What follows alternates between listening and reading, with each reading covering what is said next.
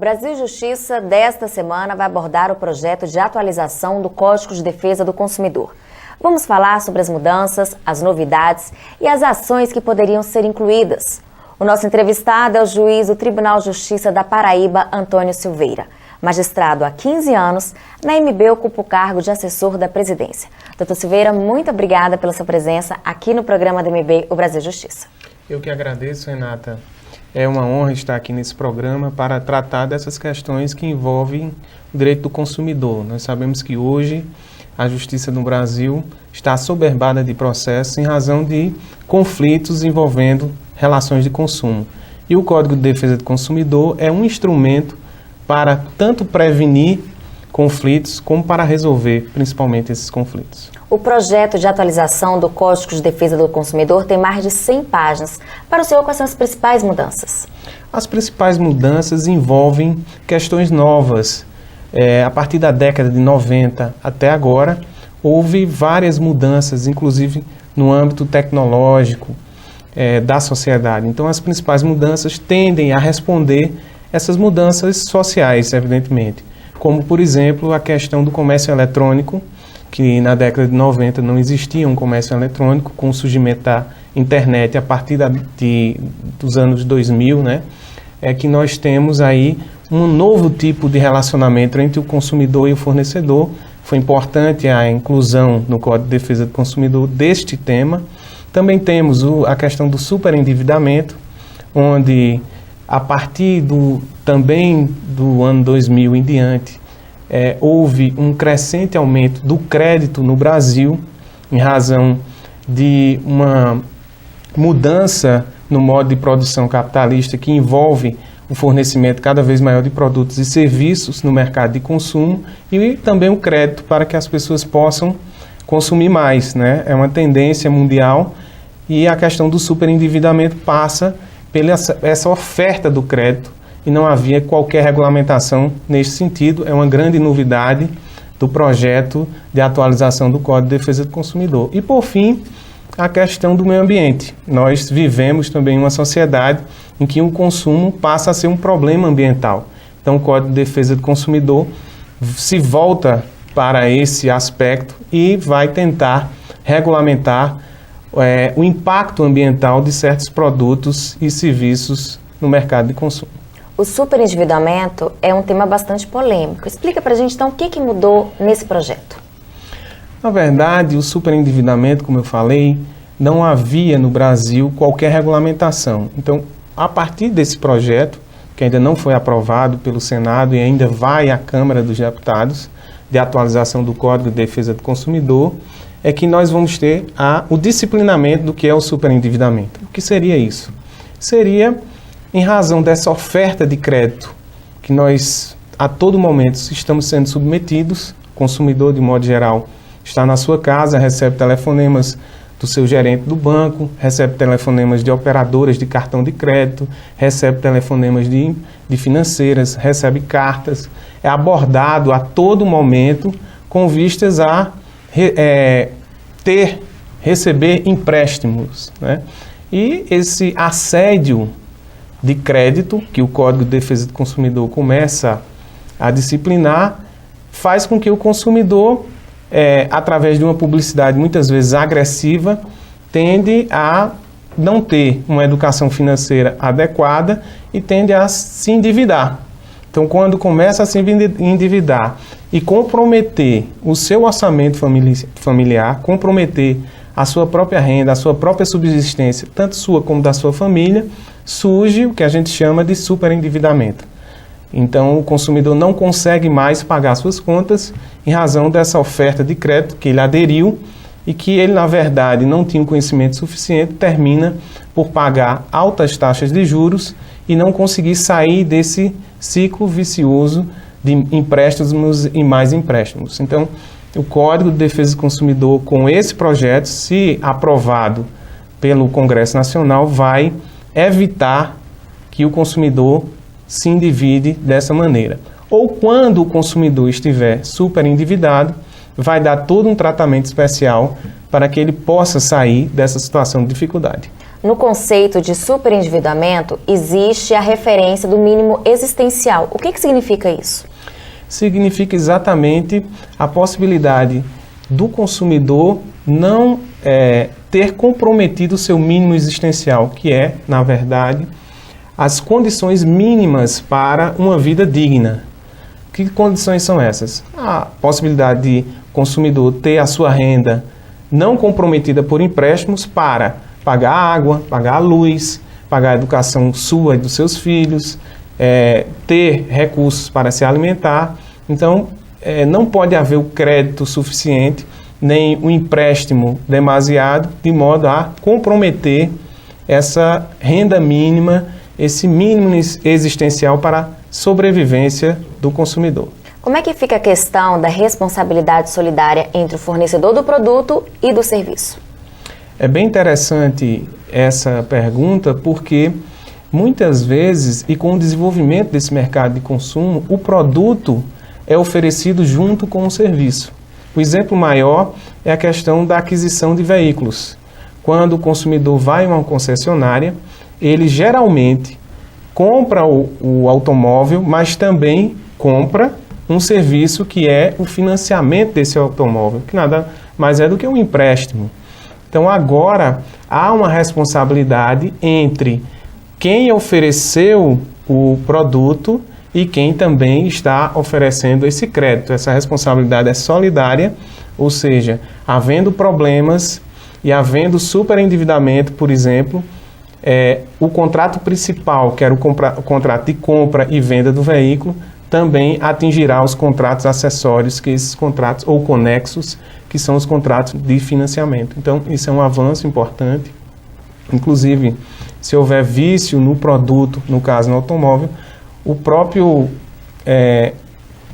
aquele empresário que fornece, a instituição financeira que fornece o empréstimo, também tem uma responsabilidade subsidiária, ou seja, poderá ser acionado pelo consumidor. O consumidor ele pode se valer dessa proteção contra o superendividamento para adquirir empréstimo de má-fé?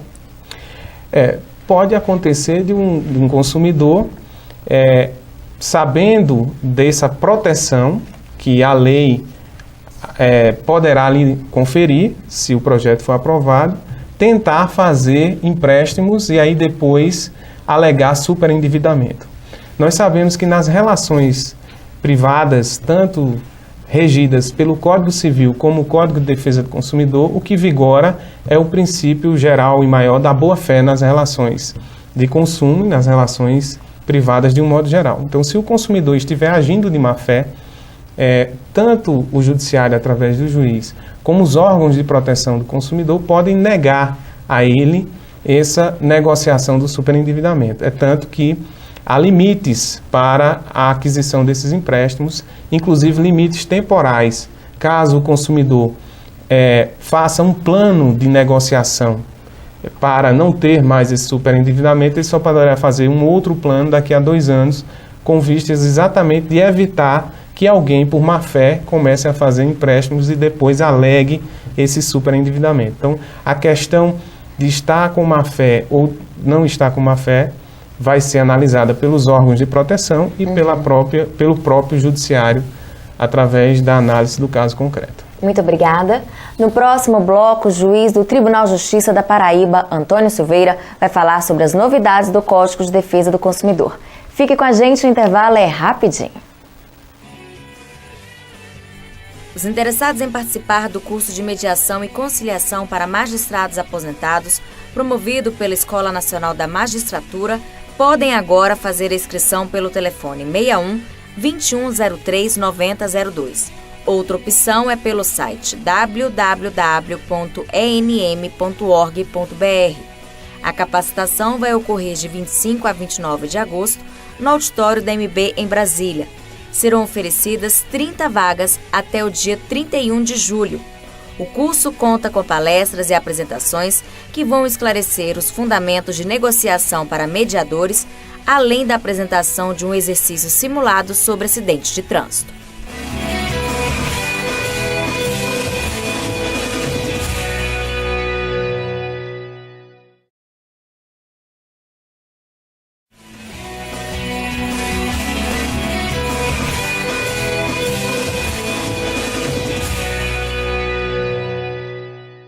Estamos de volta com o programa DMB, o Brasil Justiça. No primeiro bloco, conversamos sobre as mudanças do Código de Defesa do Consumidor. Agora, o juiz do Tribunal de Justiça da Paraíba, Antônio Silveira, vai falar sobre as novidades do CDC. Doutor Silveira, entre as principais inovações do Código de Defesa do Consumidor está a obrigatoriedade do site de venda informar num local de fácil visualização o endereço físico e eletrônico da empresa. Isso antes não existia? Olha, nas principais empresas, os principais fornecedores, isso já existia, né? Como uma praxe no comércio, mas não existia na lei especificamente uma norma que exigisse isso. Então agora, a partir da aprovação desse projeto de lei, nós vamos ter a exigência, o dever do fornecedor de prestar essas informações. Se antes isso era uma consequência do princípio geral da transparência no Código de Defesa do Consumidor, o legislador achou por bem especificar para que todas as empresas que atuem no comércio eletrônico possam fornecer essas informações a fim de que o consumidor, também havendo problema, possa vir a acioná-las. Quer dizer, saber o CNPJ da empresa, saber o e-mail da empresa, o endereço físico da empresa, é muito importante para o acesso à justiça e para o direito de defesa do próprio consumidor. Nas páginas da internet, também deverão incluir o preço total do produto e do serviço, incluindo taxa de frete ou qualquer adicional da compra? Exatamente. Isso é muito importante, porque geralmente, para os fornecedores, eles preferem, atuar num sistema de publicidade em que muitas vezes não fica claro o preço do produto com os seus encargos, que são os fretes, as taxas de juros e outras taxas administrativas. Então, para que o consumidor seja bem informado no comércio eletrônico, vai haver a necessidade do fornecedor prestar todas essas informações. Inclusive, na questão do próprio superendividamento, que falávamos anteriormente, na hora da concessão do crédito, há exigência agora, com esse projeto, das taxas de juros serem especificadas, dos encargos serem especificados, o valor da prestação final ser especificado, para que o consumidor saiba exatamente o que está adquirindo, né? E qual é o custo daquela aquisição. Quanto às compras coletivas pela internet, quais são as principais novidades? A grande novidade é que esses sites de compras coletivas, havia dúvida quanto à responsabilidade dos sites de compra coletiva. Que na verdade é um site de compra coletiva. Na verdade é um ambiente, um fórum em que fornecedores irão oferecer seu produto. Então, o proprietário daquele sistema de compras coletivas, que é um fornecedor também, ele é intermediário de vendas de produtos. E a responsabilidade dele não estava clara. Agora o Código de Defesa do Consumidor, com a aprovação desse projeto, vai definir a responsabilidade solidária do site de compras coletivas. Isso significa dizer que se aquele vendedor que se cadastrou no site oferece um produto, o consumidor adquire o produto e esse produto não chega na casa do consumidor, o site de compras coletivas será responsabilizado. Quem quiser voltar atrás após comprar um produto adquirido, ele pode se arrepender? Pode se arrepender na seguinte hipótese. Se ele adquirir um produto fora do estabelecimento comercial, ou seja, se ele comprou aquele produto pela internet. Hoje, isso já é possível, independente da aprovação ou não desse projeto de lei de modernização do CDC. Então, quem adquire um produto ou um serviço fora do estabelecimento comercial tem o direito de 7 dias de se arrepender. É o que a gente chama de prazo de reflexão. O direito é o mesmo do comércio convencional? É o mesmo do direito do comércio convencional, vale dizer que se você recebe, por exemplo, um vendedor na sua casa ou tem uma amiga que tem um produto que é vendido no catálogo, ou seja, está fora do estabelecimento comercial e o consumidor pode se arrepender durante o período de 7 dias sem nenhum custo para o consumidor, devolver o produto e receber a quantia de volta. O que esse projeto fez? Ele especificou ainda mais, dizendo que no comércio eletrônico esse direito de arrependimento é possível. E também no caso da venda de crédito, né? No financiamento de produtos e até mesmo nos empréstimos. Terá agora o consumidor o direito de se arrepender, e esse prazo é de 7 dias. Mas vale salientar que hoje o Código já tem essa hipótese mais genérica, desde que seja a aquisição do produto ou do serviço fora do estabelecimento comercial. Agora, por causa da burocracia, o Congresso Nacional quer dar mais poder ao PROCON. No projeto, o PROCON ele vai poder obrigar a empresa a resolver o problema do cliente? Em algumas situações, sim, não todas. Quais, por exemplo? A questão do vício no produto. Se você tem algum produto que apresentou uma falha, para que você tenha o direito de trocar o produto ou de receber a quantia de volta depois daquele prazo de 30 dias que a autorizada concede para o conserto, isso não aconteceu, tem direito a essa restituição ou até mesmo abatimento do preço. Isso era possível exigir no judiciário. Agora, pode-se exigir, com a aprovação desse projeto, o PROCON pode fazer essa exigência. Esse é um avanço, porque está dando poderes aos órgãos de proteção, que na verdade são os órgãos que vão fiscalizar o fiel cumprimento do Código de Defesa do Consumidor, retirando da Justiça uma carga muito grande de processos, porque é importante dizer que a atitude de um fornecedor pode atingir um universo muito grande de consumidores, milhares de consumidores. E se milhares de consumidores forem até a Justiça, como acontece hoje, muitas vezes o processo fica cada vez mais lento. Então é uma medida importantíssima para fazer com que os processos mais simples sejam resolvidos nos PROCONs. As páginas de compra terão que informar imediatamente às autoridades e ao consumidor em caso de vazamento de dados? Terão. Essa é uma novidade importantíssima, porque o código, na parte do comércio eletrônico, ele agora trata do direito à privacidade do consumidor. Então, o consumidor ele vai ter a certeza e a segurança de que aqueles dados só serão utilizados para a aquisição daquele produto ou serviço. E mais, é vedado ao fornecedor vender os dados do consumidor, negociar, compartilhar com outras empresas.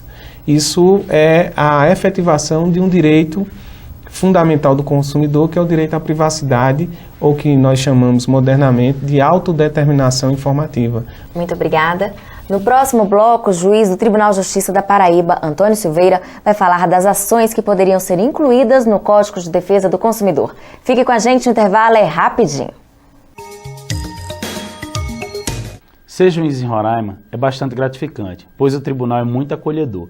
Lá você consegue ter acesso a toda a instituição e seus problemas administrativos são rapidamente resolvidos. A Escola Nacional da Magistratura realiza nos dias 14 e 15 de agosto o curso Inovações do CPC em Brasília. São 100 vagas disponíveis aos magistrados associados à AMB. Os interessados devem se inscrever até o dia 4 de agosto no site www.enm.org.br.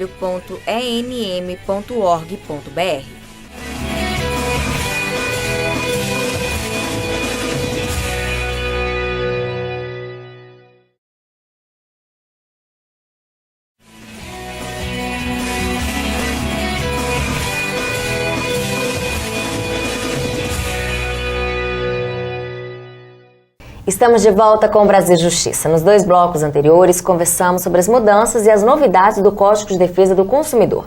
Agora, o juiz do Tribunal de Justiça da Paraíba, Antônio Silveira, vai falar das ações que poderiam ser incluídas no CDC. Doutor Silveira, a AMB esteve presente na sessão da Comissão Temporária da Modernização do Código de Defesa do Consumidor.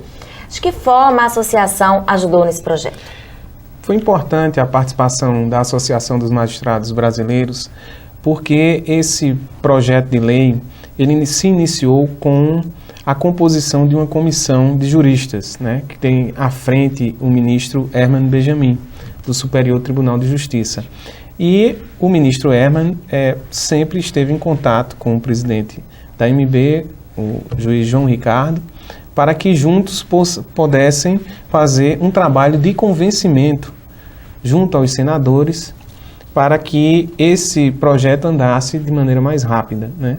E isso foi feito a todo momento pela Associação dos Magistrados, através da sua assessoria legislativa e do próprio presidente da AMB, de modo que agora nós temos já o projeto pronto, aprovado na comissão especial e preparado para a votação do plenário. Então esperamos que dentro em breve esse projeto seja aprovado. Então a participação da AMB foi decisiva, no meu modo de entender, na celeridade desse projeto, além do apoio de uma entidade de magistrados, que são eles que julgam os processos que envolvem as relações de consumo, aplicam o Código de Defesa do Consumidor nos seus vários níveis, da primeira instância até a última instância, dando opiniões e apoiando essa comissão de juristas no que diz respeito a esses temas essenciais, como o superendividamento, como o comércio eletrônico,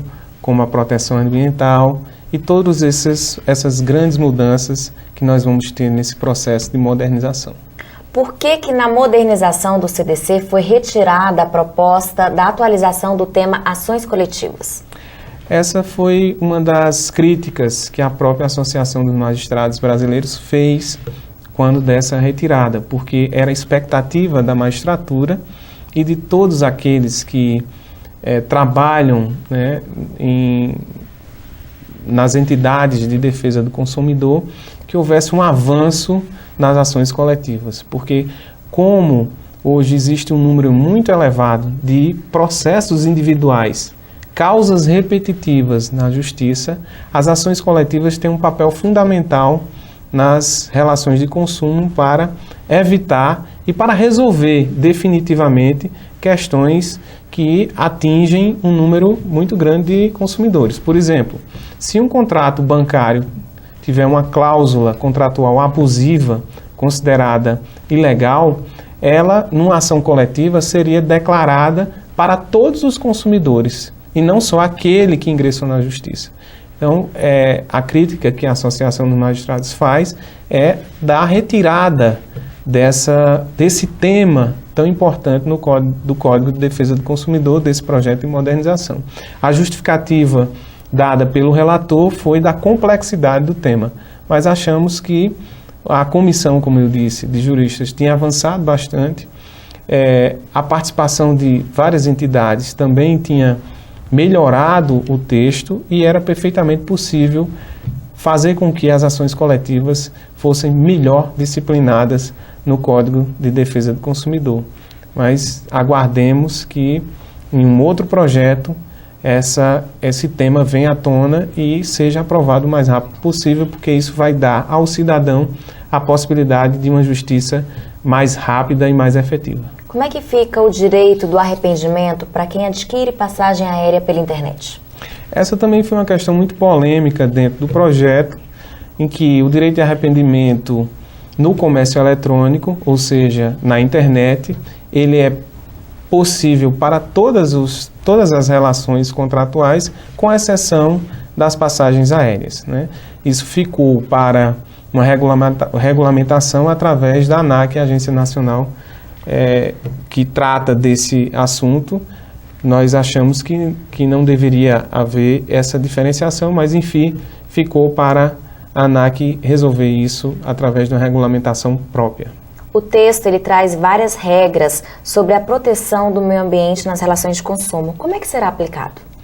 É interessante porque o Código de Defesa do Consumidor ele já tratava do tema do consumo sustentável, mas de maneira não detalhada. A partir dessa inovação, dessas mudanças, nós vamos ter uma proteção do consumidor voltada também para uma proteção ambiental.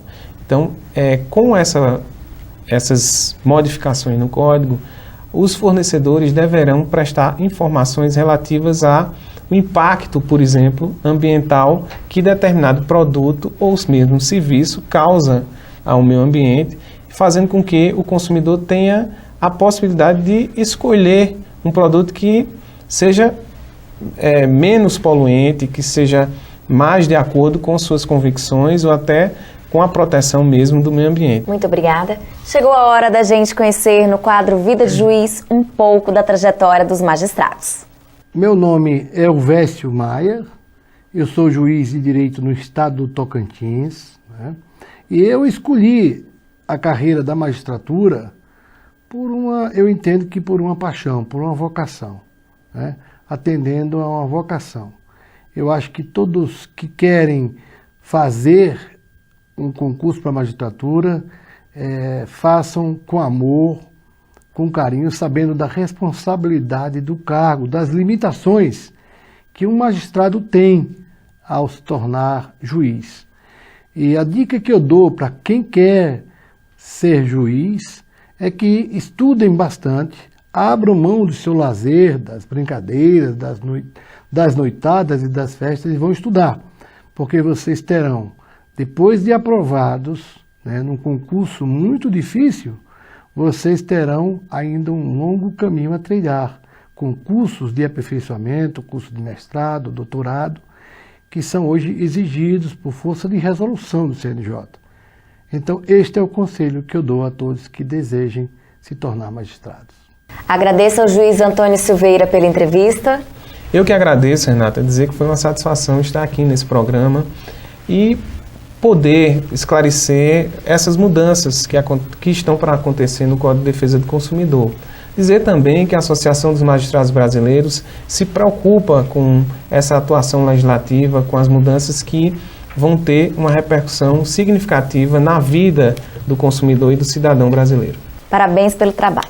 O nosso programa termina aqui. Se você quiser participar ou sugerir algum tema, escreva para o nosso e-mail, brasiljustiça@amb.com.br. Muito obrigada pela sua companhia e até o próximo.